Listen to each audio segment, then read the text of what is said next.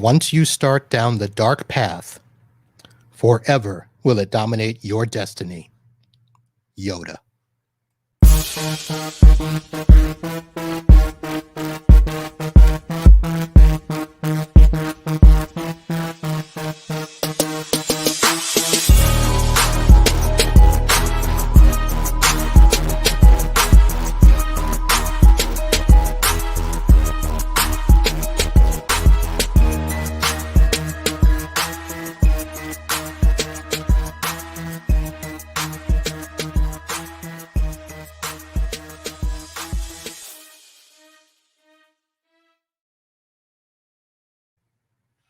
Hello, everyone, and welcome to another episode of Podnuts Pro.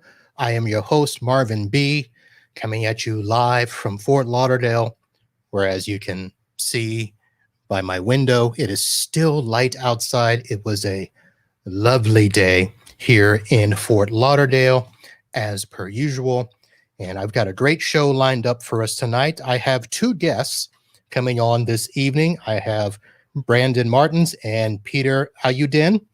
And both of those gentlemen are from TrueGrid, but we are not going to be talking only about TrueGrid. As many of you have been following, we are talking ransomware and, of course, all the news that has been happening over the last couple of weeks with the dark side. And yes, that is why I picked the quote by Yoda, "Once you start down the dark path, forever will it dominate your destiny." But before we get to them, I just want to remind everybody that Podnuts Pro is your podcast for IT business support. We show up hopefully every Wednesday night at 8 p.m. and we stream live here on YouTube and the Facebook, and we try to present you with product stories and tips, all in an effort to help you run your business better, smarter, and faster. Hopefully tonight will be no different. I do want to say thank you to several of you. My Amazon account has had a ton of purchases. I want to thank everybody for that. I know that I mentioned a couple of weeks ago that I had gotten a donation through PayPal. So I want to remind everybody that if you want to support the show, you head over to podnutspro.com. There is a support the show page where you can do everything from shop in the Amazon store. You can make a donation on PayPal, whether it be a one-time donation or make it a monthly donation. You can buy me a cup of coffee. And you can also now participate in Patreon. I have my first Patreon supporter that we are doing because we do not charge for sponsors and vendors to be on the show. So everything that we do is only by the support of you, the listener. So that is that. And also over at Podnuts Pro, you can see any of the back episodes that we have there. You can download the audio, watch the video, or subscribe to your favorite pod catcher. And always keep up with the show. All right, let's go ahead and bring in our guests here. Again, we have Brandon and Peter, both from TrueGrid, and we're going to talk ransomware. Guys, how are you? I'm good. Yourself? I'm doing good. I'm good, Marvin. Thanks for inviting us. All right. Brandon, is that a chalkboard behind you? No, it's a banner that I used for when I was doing road shows with TrueGrid. I actually use it now in my living room to block sunlight out so I can play video games. Okay. But it comes in very handy when I'm doing these kind of things. So I see you got your priorities straight. Video games. That is good. Peter, how about yourself? Well, I'm happy to be here, and thank you for making time for us. All right. And Brian where are and you I, guys? Go ahead. I was going to say, where are you guys located? Because we got to do the weather check, because that's something our listeners always look forward to. Now, here in Fort Lauderdale, it was, again, like I said, another fantastic day. The weather at this point in time, it is still a very comfortable 80 degrees with a real feel of 77. I'm in Lake of the Ozarks, Missouri, and we had a rainy one today, about 75 degrees, very humid and very rainy. But now the rain has stopped. The sun is getting close to setting, and it has calmed down now. All right. And Peter? And I'm in Illinois. Our headquarters is in Schaumburg, Illinois. It's about 72 degrees right now. At about 7:17 p.m. All right. Yeah. So it's still a little chilly up in Illinois right now, This isn't is it? warm for Chicago, 72 degrees. Well, I know, but 72 there is not the same as 72 here. It's true. It's true. Okay. So, given what we went through in terms of the winter, we consider 72 degrees very warm right now. All right. All right, gentlemen. Well, before we get into our topic tonight, I want to make sure that we do something that our listeners have gotten accustomed to. I'm going to do a tech story and a Florida man story. So we are going to go in the news. So, of course, everyone has been following the group DarkSide that was the company responsible for the ransomware attack on the Colonial Pipeline. But what some of you may not have known is that in the last 9 months, DarkSide has received $90 million. They got 4.4 from the Colonial people, but think about that, folks, 90 million over the last 9 months. And it is still questionable as to whether or not they quit the game after getting 90 million, or if the U.S. government shut them down, as has been reported. But we will get into that and other stories a little bit later today. I want to move on to a story that is in my in honor of my good friend up in the White North, Chad, as we now have a new gator that has visited another Wendy's. And a gator was captured today, or not yesterday, after chasing people through a Wendy's parking lot. And it was all captured on Twitter as officials from the Lee County Sheriff's Office had some fun documenting the event. And it is not known whether the gator was just looking for a cheeseburger or just hanging out. But the gator made his way across the street to the parking lot of the Lehigh Acres Health and Rehab, where he was safely captured and relocated to an alligator farm. So alligators in Florida, alligators at Wendy's is a very, very popular thing. So that is going to do it for today's In the News. All right, guys. Let's see here. I'm just checking the chat. We've got people joining us today. Hello, everyone that is joining us live. John and Sean. And I did not mean to rhyme there, but good there. So you guys don't have any of those types of stories where you are, do you? No gator stories. You know, I've been working from home all day. I haven't even looked at the news yet. All right. Well, you'll get a chance to respond as we go into the Florida Man or random question at the end of the show. But let's go ahead and get started, because this has been one of those stories where, I mean, the whole freaking world went crazy. And we are not even affected by that pipeline.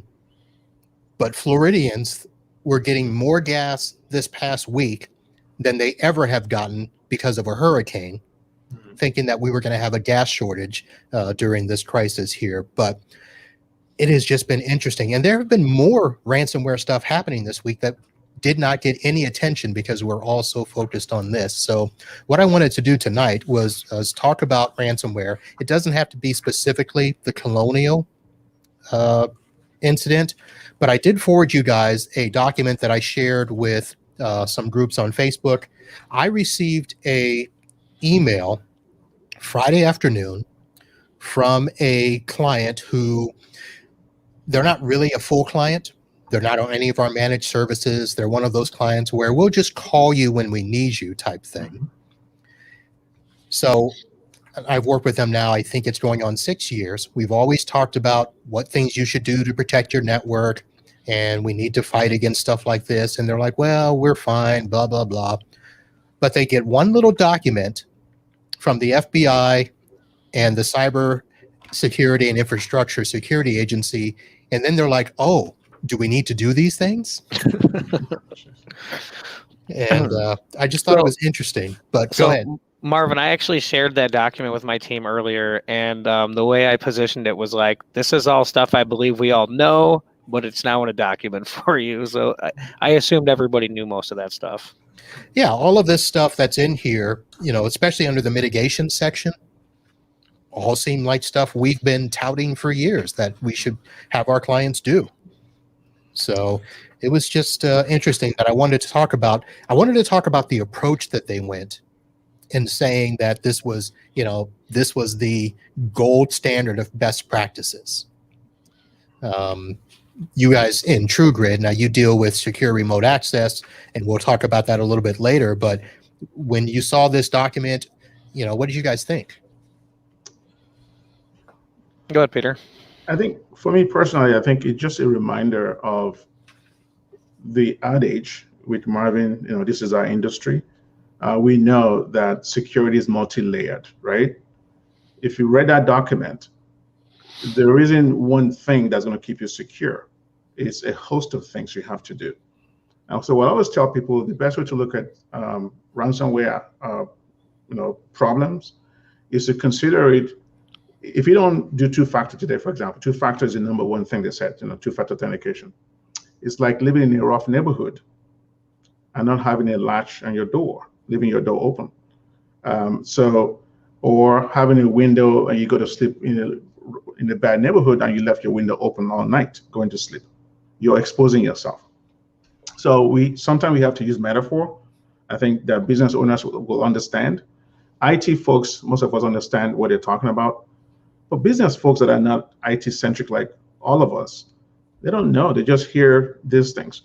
So I would just remind everyone who's listening, and most of you are probably technical. For those who are not technical, there's a reason why banks have been doing two-factor for years, because they keep the money. They want everybody's after the money.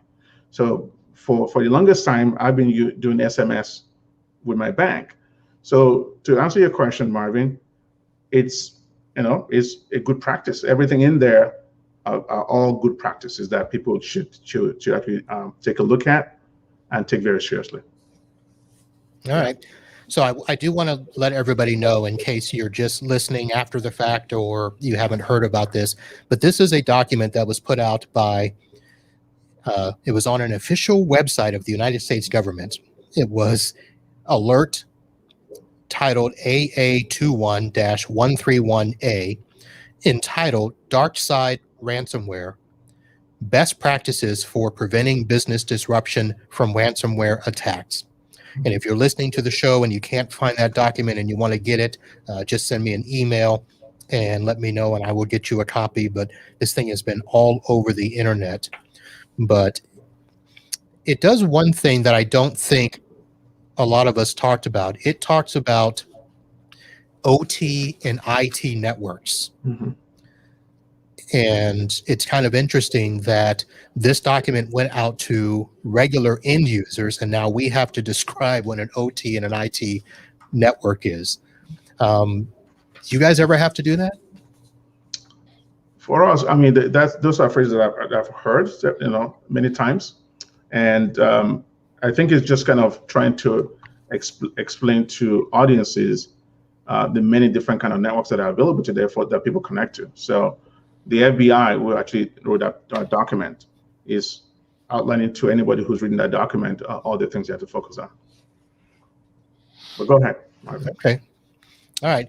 So you mentioned at the very beginning, the very first thing it says under mitigations, multi-factor authentication. I think all of us can agree that that's something that should be doing. Strong spam filters to prevent phishing.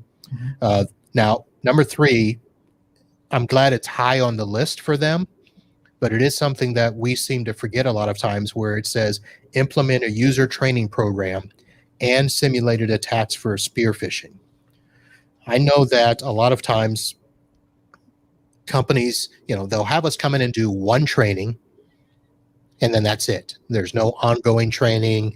There's no program in place unless you get to, connect with one of the companies. What is it? Breach Secure Now, and some of those companies where you can put together a program for new hires and stuff like that. But, we don't teach users outside of telling them, don't open suspicious mail or open attachments if you don't know the user. But there are much more better ways that we can use to teach them about spear phishing.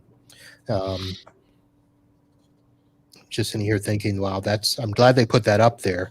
And then we talked about filtering network traffic, updating software, blah, blah, blah, down the road there. So anything out of those mitigations that you disagree with, or is there something missing from the list? Well, I think to kind of circle back to what you said earlier, the operational technology is more the administrative part of what people do. So the training will fall under that, because training is not necessarily technical. I was speaking to the CIO of a Supreme Court, not the federal government Supreme Court, but a state Supreme Court today. And he and I were talking about some of the things that they've learned through the pandemic. So what they've said is when people work from home, they tend to be more relaxed and they're likely to click more on phishing stuff, surf different websites, because they're not in a control environment. So in that situation, his claim is that technology alone can't solve that. That training, reminding people to be more aware of threats, which is part of the OT that the FBI is talking about. So operational are part of the technology, physical controls and things of that nature. And so I totally agree with everything they're saying. I think, Marvin, in what you do as a service provider, this is like back of your hand. It's like all obvious stuff to you. The biggest challenge is you brought up a client of yours who's asking you, despite several years of probably you telling them they have to implement those safeguards, asking you whether it's something they have to do. I think that's really where the challenge is where people don't fully understand the threat that we're talking about. And I think maybe what we should be doing as technology providers is try and boil it down in simple terms, right? So instead of using technical terms to explain threats to them, let's use metaphors that they'll understand. Like, would you go to bed with your door wide open to your house? You're not going to do that. Are you going to, if you have, on your first floor, are you going to go to bed with your windows wide open if you live in a rough neighborhood, or you live on a house that's up the road? You're not going to do those things. I think we used before, it's like driving without your seatbelt on. You're just not really as safe as you could be. Exactly. And then I think one other thing I'll mention, Marvin, is probably the best way to let business owners know today to take cyber threats seriously is to say they have to assume the posture that is actually going to happen. So when you take for granted that it might happen, much like we have auto insurance policy, because sometimes it's not us getting into accidents, it's other people hitting our cars, you have protection for those things. So you have to assume that all these hackers, they're just looking for open threats. They don't care about you personally unless you're targeted. Maybe the oil company was targeted, right? But most ransomware attacks are attacks of opportunity, right? They see someone that has open RDP port. They're sniffing from overseas and they go in and attack it, or they go to the dark web and purchase stolen credentials. And those creds are attached to a domain. They come to your website, they find out how you log in, they see you don't have two-factor authentication. So there's all the things that people should take very seriously, and the best way to protect ourselves is to assume that we're likely to be attacked. We just have to prepare for it, like offsite backup, for example. Making sure that your backup system, you have a copy that's always offsite, so that if your primary data system is compromised, at least you have a chance to recover. So, yeah, backup. I'll get to that in a second here, but I wanted to go back to the analogies that you guys have been using about, the home and the windows wide open. So I used to tell clients, back when I was stealing, the better analogy to use is think about all the preparation people go through to protect their homes. They get these doors with these fancy locks and the alarm and the cameras. And I would say to them, it doesn't matter if you have all of that. Your doors can be locked, your alarm can be on, but if the window is open and your purse is sitting right by the window, that's not going to stop anybody from just reaching through the window, grabbing the purse, and walking away. Exactly. Yeah, it's true. So I explained to them that that's kind of how it is. And then how I would explain, we talk about, I talk about clients that are still running RDP naked, to where it's just an open port in the internet. And I explained to them, think about your house on the internet, on the open road, and the VPN as your gated community. They've got to get through the security guard in the gated community before they can get to your house. And that's what a VPN does for your computers and your network. So that's what putting, a VPN or some sort of proxy or RD gateway or something in front of it. Whereas if your, house is out on a street and there's nothing to stop anybody from walking up to your house, that's what you're doing with your computers when you open up that RDP port to the internet. I was speaking to a gentleman last week. We were just kind of talking about technology, and the conversation revolved around the fact that when the pandemic started, many organizations just started using what they had. Some went to buy new computers and stuff, but for most people, they stuck with what they had, knowing that it probably wasn't all that secure for what they were intending to do, but you had to do what you had to do to run the business. So now when things are getting better, people are getting vaccinated, people are now beginning to look at some people that really know what's going on. Well, I know we kind of shortchanged, over the last year. Let's start looking at better ways. So what this gentleman told me that I was talking to, he came on to talk to us about using our technology. So apparently the company was representing recently been hacked over exposed RDP. Okay. Well, the next thing he said, after we were hacked, we just changed the RDP port so that they won't find us.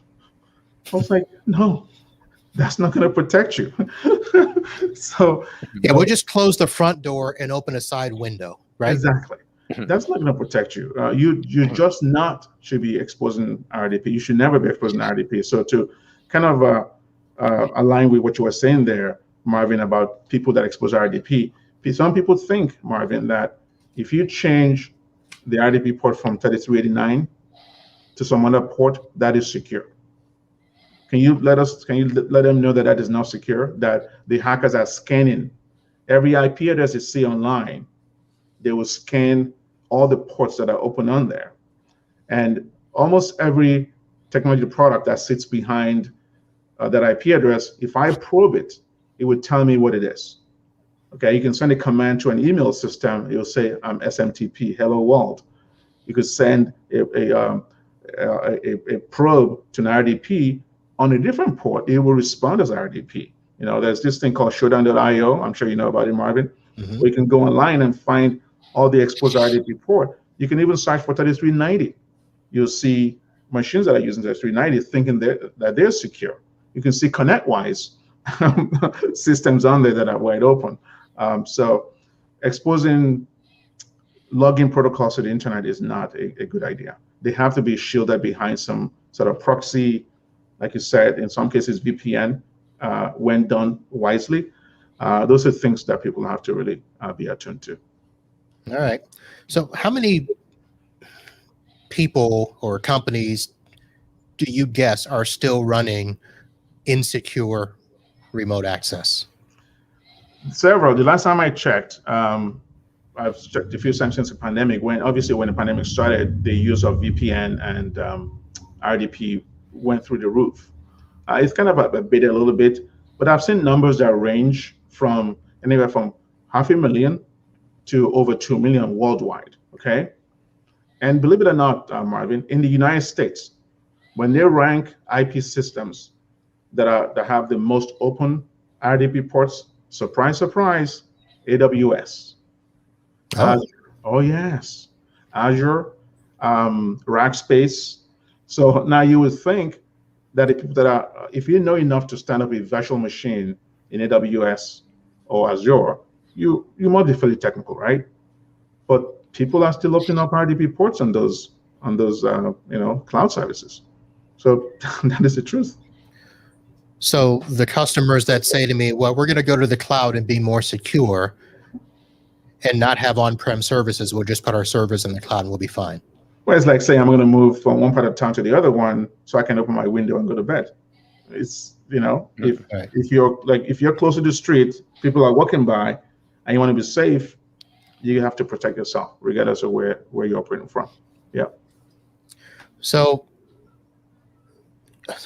I don't want to tattle on this company, but I'm going to in a way. So I did have a customer that, again, so I'll say this. They were a law firm that I walked away from a few years ago because there was a scenario where there was two separate networks that were trying to be one. There was an IT person for this one attorney in his side of the office, and I was the IT person for the other side of the office. And of course, you know, we didn't charge the same rates and we didn't want to do the same things. And they got to the point where they're like, well, we can only have one of you working on the system. And I said, that's what I've been trying to tell you.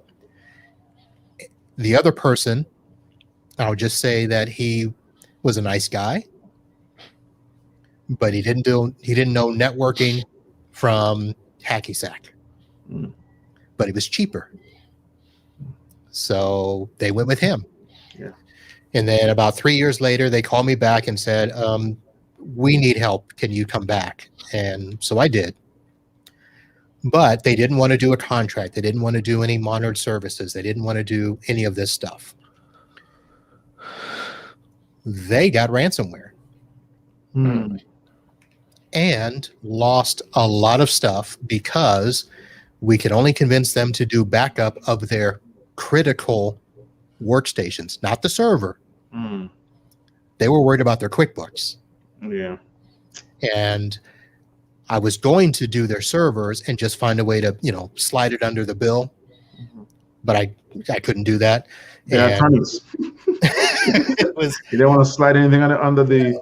Yeah, it was just, and so we were talking, and they were a firm that they were actually being told by some of their clients that they had to up their security. And we spent a year trying to go back and forth as to what should be done and what should be done. And they just wouldn't do it. And it is just amazing how, many people are doing that. So to get past them to talk about what they're doing now, they went to a cloud company. So they're paying more than they would have paid me if they'd have let me do stuff. But they went to a company that literally all they're doing is RDP in a cloud, like you said.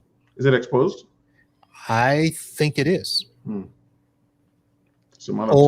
Or I mean, I haven't looked at it. I mean, maybe they're doing a VPN from the office, but I know they're not doing it from everybody's home because the attorneys can go home and RDP in. So I don't know what they're. If I say this, Marvin, for everyone, Microsoft had two issues. In 2019, two issues in the same year, actually, early 2019 and late 2019. One is called Blue Keep virus, one is called Deja Blue. Okay, the two of them. Deja Blue? Yeah, Deja Blue. And the other one's called Blue Keep. The two attacks are what they call warmable RDP, meaning that if you're using RDP without NLA, that's something called network location awareness. If you don't have that turned on and you actually have an exposed RDP, okay, hackers can log into your network without any password. That is a fact. Okay. Yeah. That was 2019? It's still present today. And so it didn't get fixed. Well, so the fix requires you to enable NLA. Okay. So if you turn off NLA and you expose RDP to the internet, you're likely to get hacked without anybody knowing the password. So because the gentleman I was speaking to last week that said that they got hacked, they didn't know how they got the password. I was saying, well, there probably was no password if they're not using NLA, right? People don't realize that NLA is a very, very important requisite for using RDP over the internet with or without VPN. It's just a safer way to do things. But more importantly, RDP just should not be. Brandon, tell the story about the company last year that came to us after they got hacked over VPN using laptops. Yeah. Remember that, the manufacturing company? The manufacturing company. Yeah. I'm remembering the one that just happened recently, the trucking company. The trucking company. Yeah, we have people, after they get hacked, tell the story of that one too. The trucking company, we had worked with them for, I would say, almost a month, doing demos and getting quite a few people on their end involved, even an ERP vendor. And I think it was like right before they made a commitment to us, they were shutting down some stuff on their Citrix network or something to that effect, and they went like a week with unprotected RDP and got ransomware. So all the work that we had got them done to get set up for testing TrueGrid and working with us and showing them all the safeguards with the zero trust and all that stuff, they literally scrapped it all for a week and got ransomware, and everything had to be started completely over. It shut them down for like a week. Yeah, that's true. That's just one of the many stories that we have about RDP. So RDP is safe when it's done the right way. It's never meant to be exposed to it. It's like saying that my login and password are not good enough. Well, there's a requirement for using complex passwords. That's a requirement for doing multi-factor. So once you're given a tool to use, every tool has instructions on best way to use and the wrong way to use it. So RDP is actually, Marvin, I challenge any IT person to tell me they don't use RDP. When you're within a local network, RDP is one of the fastest way to connect to something. You could have all these other remote access to like TeamViewer, LogMain, whatever, but RDP is just one of those tools that we all use, right? But you have to use it correctly, which is don't expose it over there. We cannot say enough of that, Marvin. So, in fact, when you look at the top, what they call attack vectors, right? The top ways that ransomware actually comes into a company network. RDP is in the top 5, exposed RDP. Right. And I would not be surprised if a good portion of those who are getting ransomed through RDP, they may not have NLA enabled. That's NLA.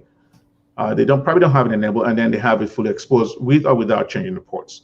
So and then obviously VPN is now becoming a top attack method. And we'll talk about how VPN has been affected today when we get to that section. Well, let's first go back, because I had a note here. I wanted to go back and explain what NLA was, because I'm sure there are some people watching or listening that don't know, but NLA, network level authentication. Yeah, NLES. And it's really just a check mark on the server that says that a user must authenticate themselves before starting the remote session. Yes. And it's not turned on by default. And usually what happens is when people turn it on, there's always one person that is running an old version of RDP or Windows 7 or, God forbid, XP that can't connect, and people will just uncheck disable it. Yeah. I think what Microsoft should do is just make sure that any enablement of RDP is part of its NLA. NLA is turned on by default. In other words, it shouldn't be an option, right, for you to disable. So now, if you have another client that wouldn't work with NLA, then you should get a new client that works with NLA. So interesting. I have it on I think I have it on all but one, just because I've got this one company. They don't actually remote from the outside, but they remote inside. They have an office administrator who thinks he's a tech. So he wants to be able to remote to everybody's machine from inside the network. So I leave it on, but there's nothing outside. So even my access, I VPN, or I use my RMM tool to do that. So, but I'm sure that there are, because a lot of people now, because everybody's trying to use their tablets to RDP. So if you're using Apple, you're using the Apple remote desktop app. Does that? I don't even think I've checked. Does that allow you to work with NLA enabled? Apple has its own remote. If you're talking about the Apple one, I'm not familiar enough with it. But if you're talking about RDP client, Microsoft RDP client on Apple, it is a client that connects to an RDP host. So it's on the host side where you're connecting to. That's where NLA must be enabled. Right. Yeah, is the receiving host, the Windows machine that you're logging into. That's where NLA should be turned on. Yeah. So if you're using any device, whether it's Apple or Macintosh in this case, or iPad, Android, if they have Microsoft RDP clients, if you're using the new ones, they are NLA aware, meaning that if you're connecting to a remote host that requires NLA, they can speak that language. Yeah. Okay. Yeah. All right. Now I want to go back to the one thing that we talked about under the mitigations that the FBI and what do we call them, CISA documents referenced that, and this is probably at least one of my biggest proponents to tell people, if we can't prevent ransomware 100%, the one thing that you absolutely have to have is backups. Yes. And not just backups, locally to an external USB drive, but that is either encrypted or offsite. Offsite. So I have all of my customers, except for the ones that are break fix that I still haven't converted yet. But all of my managed clients are on a double, disk to disk to cloud backup. And even the Colonial Pipeline, I did see an article where it said even though they paid the $4.4 million, that it was still taking so long to unencrypt stuff that they were restoring faster with backup. Of course. Of course, my question then is, well, why pay the ransom if you're going to restore from backup? I think it's probably because they may not know, and I don't know this to be true, but they may not know that they backed up everything. So if you have everything already locked up, encrypted, but you think your backup may only have covered maybe 80% of your data, and you don't know which 20% is not covered, the safer way might be to pay the ransom. And it could possibly be because they want some kind of reinsurance that they're not going to do something else with the information. I think that's part of the ransom gig too. One of the things that was actually really surprising to me when all this came out was how adamant everybody was to not pay the ransom. Because from what I've known is that generally you pay the ransom and generally you get your information back. And that's kind of just how it works.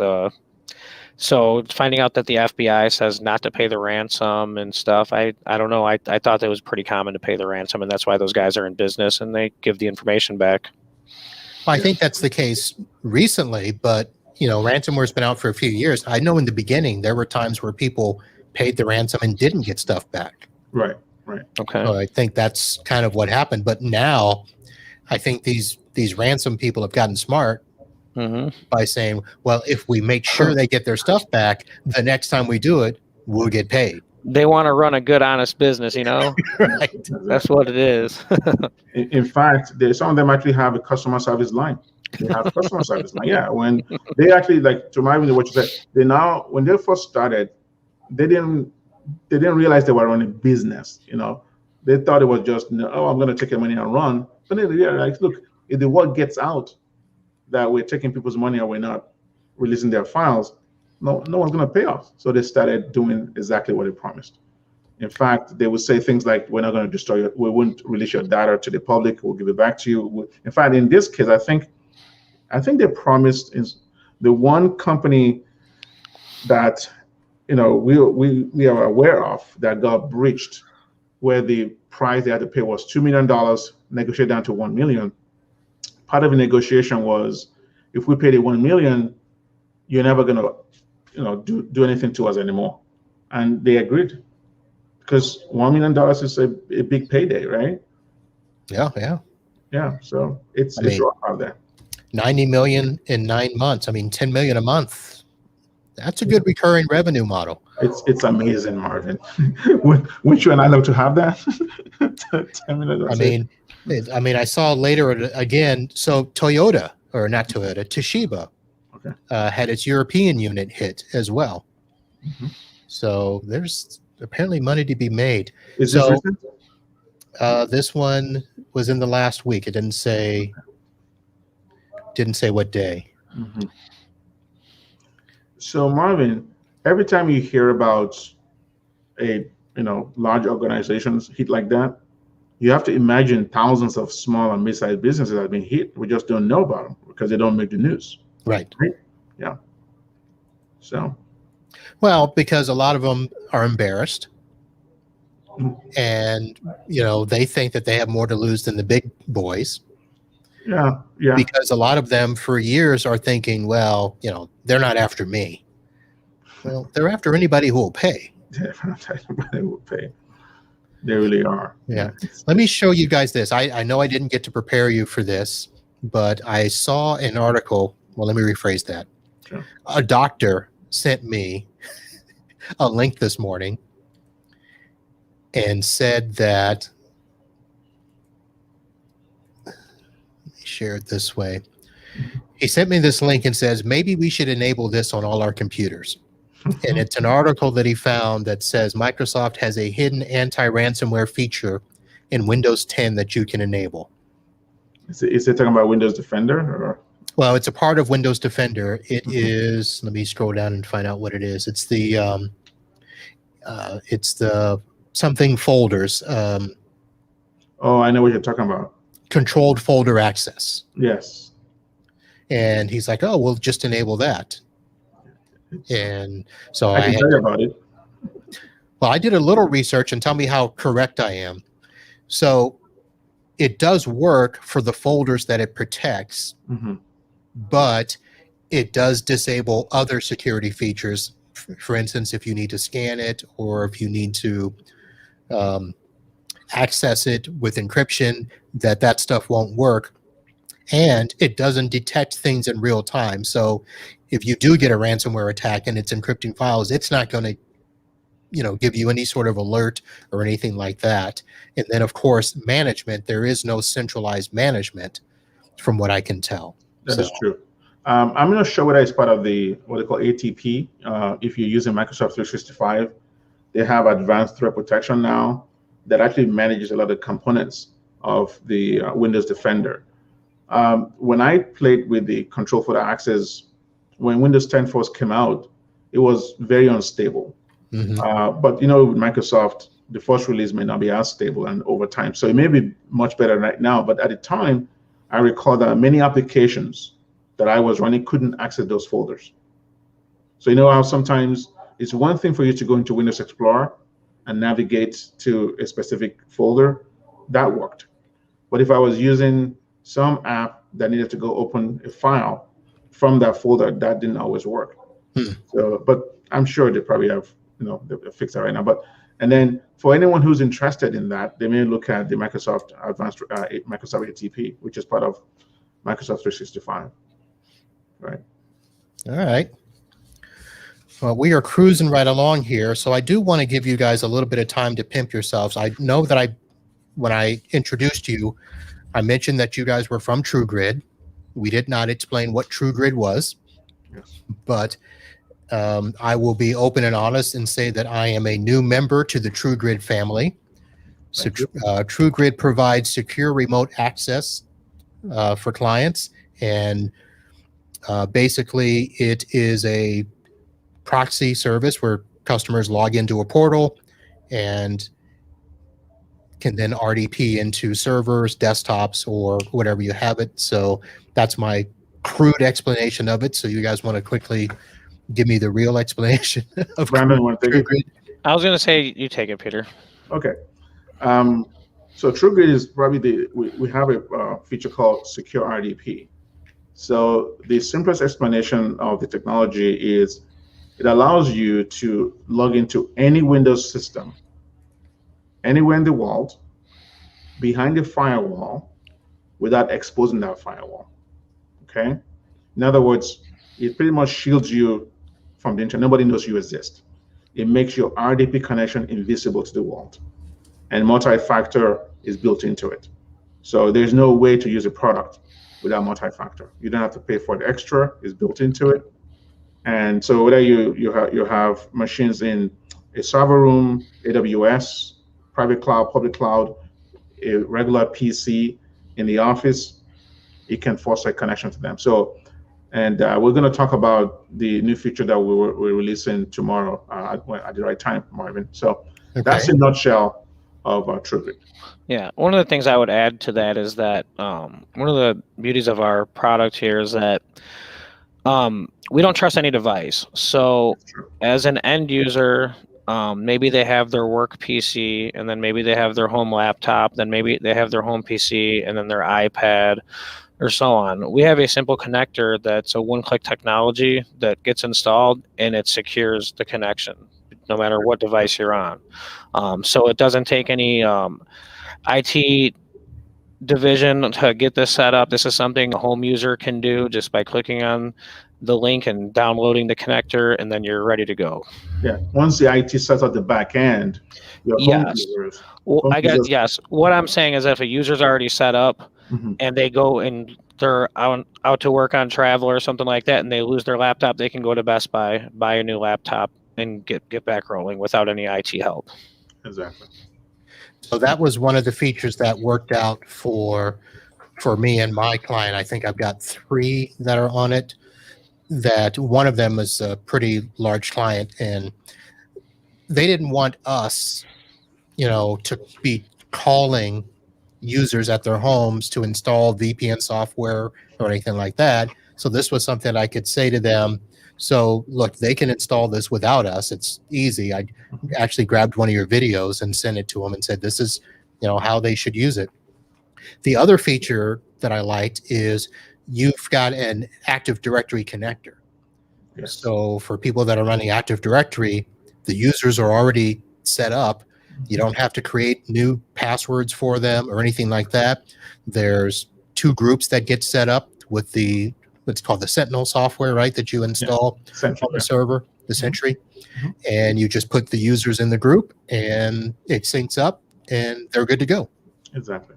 Yeah. So, and if I can add to what Geoff just said, is another feature that people like about the technology is that you can use Active Directory with multiple UPNs. So if you have an organization that has like maybe 2 firms are joining together, and one is abc.com and one is xyz.com, you could support them with a single Active Directory, okay? And people can log in that way. And it's also versatile in the sense that you can actually group together Windows machine from multiple sources. So you could have a data center in California, one in Florida. They don't have to be connected in any way. And users from a single dashboard can make a connection, secure connection to all of them. And the secure connector software that runs on the user endpoint is the only thing that can make the RTP connection. So the entire device is not exposed. So there's no line of sight. There's no IPsec tunnel. There's no path between the entire laptop IP stack into your company network. They're totally blind to it. That is the zero trust that Brandon was talking about. Yeah. All right. Now, we did mention zero trust was one of the things that has been touted for ransomware. If you're doing a remote connection, do zero trust, which basically not only doesn't trust anybody, but you can block down, access to printers and drives and all sorts of things. Although users want to open up, some stuff sometimes. Mm-hmm. That would be up to the admins, right? So you probably already know this since you're a customer, that the default installation of TrueGrid is zero trust. I mean, it turns off all redirection, okay? Yeah. So that the only thing the user can do, and we don't care how dirty, how compromised that remote machine is, they can't see your network. They can make an RDP connection, but they cannot pass anything through that RTP connection. They can't do copy and paste. There's no clipboard mapping. There's no printing until the admin turns it on. So it is actually secure out of the box that way. That is actually one implementation of zero trust. Yeah.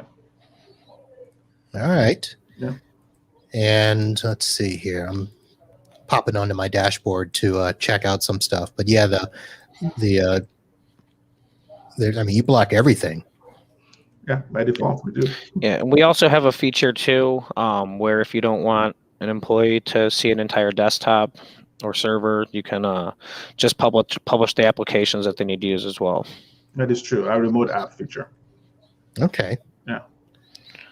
Now you mentioned that you're having a feature release coming up. So right now, you can either do all of your configuration either in the web portal or you can connect people using Active Directory if they have an on-site domain controller or a server on site that you can do all that you install the Sentry software to.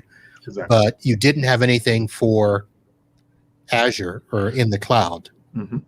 Before. That's about to change, right? Yeah, that changes tomorrow. Tomorrow, okay. Yeah. So you want me to expand on that? Yeah. Okay. So the feature that we're releasing tomorrow is our support for Azure AD.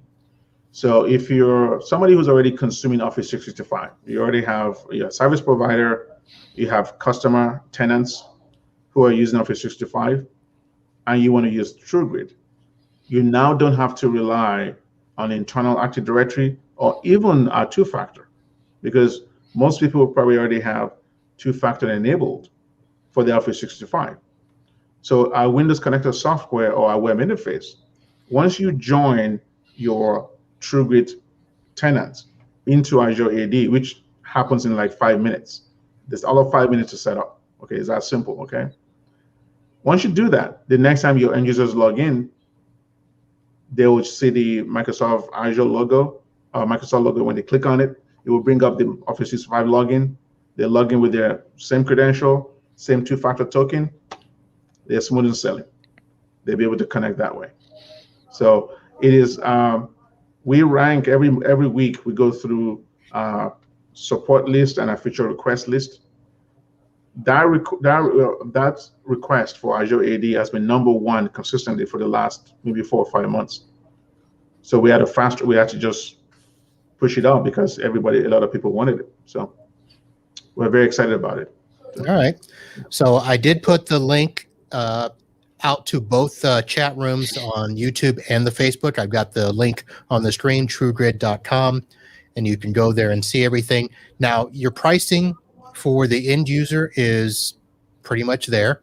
Yes. So I don't want to talk too much about that, except to say that I did have a client that the third client I got on, they were using LogMeIn for their remote access. And when they came to me, they needed to do an update to security to get cybersecurity insurance. So we talked about all the stuff they were doing. We talked about, making secure remote access for them. And when I told them, what we could do for them in lieu of their LogMeIn, we were able to provide them the secure remote access for less than what they were paying LogMeIn for, but they got their entire office on instead of just a few, because the price that they were paying, they only could have like 5 people on at a time or something like that. So you guys ever get, I'll be honest, I don't see a lot of other pricing out there. So this is something for what people get with secure remote access. Do you ever get kickback on the pricing? As you very well know, Brandon can tell you, we went to market with service providers. I think you belong to one of the group. Yep, ASCII. Exactly. We did 14 different conferences with ASCII between July 2018. Brandon and we were sleeping at airports and hotels. It was all fun. And so the community, the service provider community, they are friends of ours, and we've grown through them.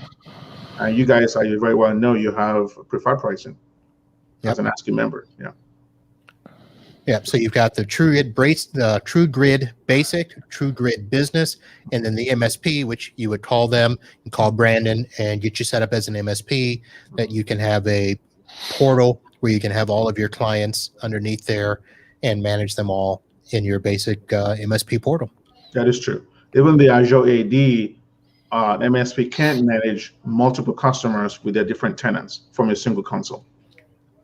Okay. Yeah. All right. So any other points that we want to say on TrueGrid or ransomware? Brandon, it's your. Anybody that's interested to hear more about TrueGrid, just go to our site, click on the apply to be a partner, and that'll put you in contact with me, and we can schedule a demo and discuss everything. Fantastic. All right, simple enough. Yeah, on our side, Marvin, thanks for allowing us to discuss ransomware and technology in general with you. I love technology, as you can imagine. So I like talking about not just about our product, but the wider ecosystem of tech. So. Well, we should probably do another show on remote access and talk about some of the other things. But this ransomware topic has been huge, and I appreciate you guys kind of going off script, not talking about your company, but talking about ransomware in general, and allowing that discussion to happen. Yeah. So, can I say something, Marvin, real quick? Yeah. I was watching a webinar recently, and I thought I'd use this line. So the title of the webinar was "Ransomware is a real pandemic," something like that. Ransomware is a real pandemic, and I think the reason why they said that was this is not to downplay people that died in the last pandemic, but in the business world, this is a very serious matter. This is very serious. We all know with SolarWinds, Microsoft was affected, Justice Department, several agencies. If the largest companies that have money and resources are getting affected, small businesses don't have a chance. I know of companies that went out of business because of ransomware. There's a software coming out of Wisconsin. They make dental software for dentists. I think they were hosting their customers. They got ransomed about 2 or 3 years ago, and a couple of their doctors just shut down because they lost everything. They weren't going to pay ransom. It is that bad. So it's a welcome topic, Marvin. People need to hear this, that they shouldn't take it lightly. The MSPs, what you do, you are telling all customers to take it very seriously. We want to lend our voice that it's actually good for them, for their own business survival, to listen to partners like you telling them to be very secure. So that's pretty much all I can say. It has to be taken seriously. Well, we should probably also say that it's not just for our clients, it's us as well. Yes. I mean, MSPs are being targeted because the amount of data that we have in our portals. Mm-hmm. And we need to be more diligent, on our own behalf, more in favor of, the clients that we protect. So, we need to be doing all of this stuff as well. So it's not something where, we need to be going out to our clients and saying, hey, are you doing all these things? Mm-hmm. There needs to be some accountability on our end to make sure that we're doing them as well, too. Yeah, obviously MSPs have a big key to the kingdom, right? Yep. Is wanting to attack one customer, but you attack an MSP successfully, boom, you have access to a lot of customers. So that's why the danger is there. Yeah. All right, guys. So we've come to the portion of the show that I know you're not completely prepared for it, but I want to give you the opportunity. You heard my Florida man story during the news segment here. So this is the part of the show where you get to challenge either with a Florida man challenge story from your own hometown or state, or would you rather hear a random question? You can talk amongst yourselves and make it, a joint decision. I actually have a story I can tell. Does anybody realize that if you get bitten by a bat, what? If you get bitten by a bat, that they don't know whether the bat has rabies or not. It may require, how many injections, Brandon, do you think it might require? I think it requires 6 on the very first day, and then 1 every week for the next 4 weeks. Did you hear that, Marvin? Did you know that? That's what you have to do if you get bitten? Yeah. Yes. By a bat, if they suspect that the bat has rabies. Or by an animal that could be suspected to have rabies. Yes, apparently. Did you have somebody in your company get bitten by a bat? Is that why you're telling this? No. We don't want to disclose all that, but we do know somebody that possibly was involved in something like that. Apparently with rabies, though, it's you will die if you get it. So you can't take a chance with not getting treated if you don't know. Yes. So don't be playing with wild animals that fly and have little tiny teeth and stuff like that. Okay. Oh, so many questions. Why would somebody just play with a bat? Well, maybe the bat got trapped inside of a resort, and the person was an animal lover, and after the bat was removed from the building safely, it didn't fly away right away, so maybe they gave him a little nudge outside to maybe get him to fly, and at that point in time was attacked. And I'm going to say it was not me, because I would never touch an It's animal not like us. that. It's not. It's neither of us. But apparently you know who it was. Oh, yeah. That's our Florida man story, Marvin. Mm. I'm going to have to do some searching on that and see who was trying to be the Batman. Funny story, yeah. Oh, my. All right. Somebody's not going to be happy with us, Marvin. No. Listen, we didn't say any names, right? That's true. That's true. No. They know who they are, though. Only if they're watching, right? Only They should be. All right. So, ladies and gentlemen, we will leave you with that. If you get bitten by a bat, you will have treatments for weeks. Treatment for And- weeks. And if you get the bat rabies, you can die. Yes. Yeah, this is bad. Good stuff. I'm quickly Googling to see where the bat stories are recently. So so apparently Sammamish resident was bitten by the first rabies positive bat of 2021, but that was in the city of Seattle. So you guys are off the hook there. Yeah, thank you very much. Okay. All right, ladies and gentlemen, on behalf of Brandon and Peter, I want to say thank you for watching and or listening to this episode of Podnuts Pro. And if you, again, want to get a copy of the document that you cannot find entitled DarkSide Ransomware Best Practices for Preventing Business Disruption from Ransomware Attacks, you can find that over at podnutspro.com. Once this episode is published, I will have the links to there. I will also have a link to the TrueGrid page where you can apply for more information and to be a partner and hopefully start providing their customers with secure remote access, and never, ever let a customer run RDP naked. It's true. That's the advice we have for today. So that is going to do it for our show. Let's see. We've got a great show next week too as well, and let me just pull up who it is, because we have already started planning for the summer tech series, folks. I've got people already lined up. We've got Dawn and Nancy and Jim and Tom and Jason. We are going to have a great summer series all about tech. And let's see, next week, I should probably say this. I probably should have said this at the beginning of the show. So I've got a couple of things working. First, and you guys bear with me here. I know we're not going to end off the way I normally do, but I probably need to make a clarification. Last week when I was talking about firewalls, and we were talking with the Datto folks about their firewall, and I mentioned, maybe I should get one. I got a message asking if I was abandoning SonicWall, and the answer to that is no. So SonicWall is still going to be my primary flagship of a firewall. However, I have been using Arachnus as my secondary entry-level, low-end firewall that doesn't have all the bells and whistles, none of the UTM features.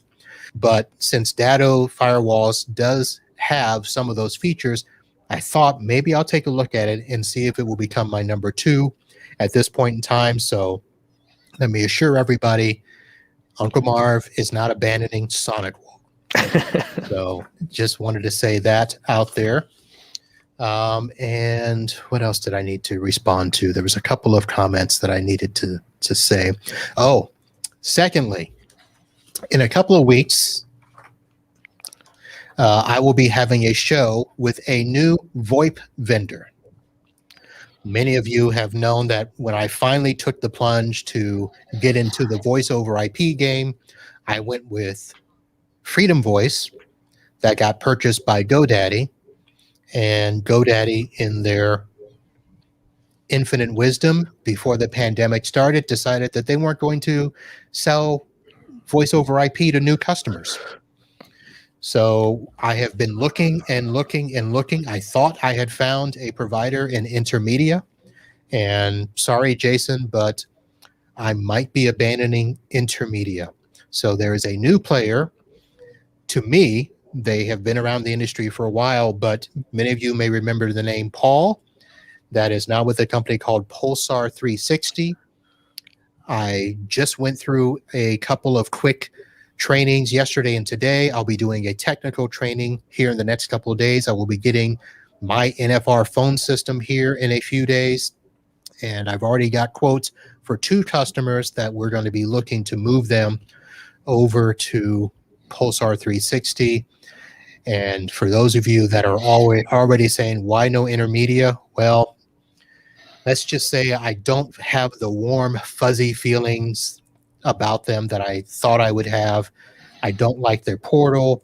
There's some quirks in terms of setting up the system and maintaining the system that I don't like, because in order to get them done, I have to call support to have them done. And I want to be able to configure my own phones if I'm going to do this. So it's not 100% that I'm abandoning them, but that's where I am, folks. I like to be open and honest with you. And that's why we'll be having Pulsar 360 on the show to talk about them and talk about my evaluation of them. And we'll see how things go. So, Tom, that answers your question. Why no intermedia? I still have them. I'm actually using them in my office now. They are my phone system. So very nice phones. Yealink 46Ss. Very nice. I like the phones. So that is it. And if you hang out through the break, I'll answer more questions. But right now, that is going to do it for this episode of PodNuts Pro. And on behalf of Brandon and Peter from TrueGrid, do go over and check out their site and see what they're all about and see how they can help you provide secure remote access. And that's going to do it for this episode. We'll be back next week. And until next time, holla.